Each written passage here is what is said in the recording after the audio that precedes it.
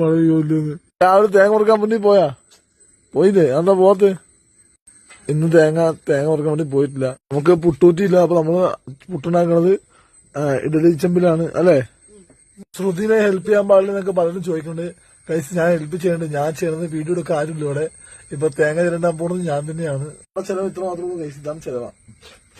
ആദ്യം എനിക്ക് ഹെൽപ്പൊക്കെ ചെയ്യാറുണ്ട് കഴിച്ച് ചെയ്യാത്തവരെന്ന് വിചാരിക്കരുത്, ചെയ്യുന്നുണ്ട്.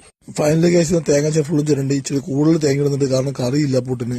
നാറുകളും മണ്ണെണ്ണ നിർത്തിയതുകൊണ്ട് മനുഷ്യന് ഇവിടെ അടുപ്പത്തിക്കാൻ പ്ലാസ്റ്റിക് ഉപയോഗിച്ചൊക്കെ എത്തിക്കണം. എന്തൊരു കഷ്ടപ്പെടാന്ന് പറയും. നമുക്ക് പുട്ടും കട്ടൻ ചായനും ഉള്ളത്. കട്ടൻ ചായക്ക് മധുരമില്ല.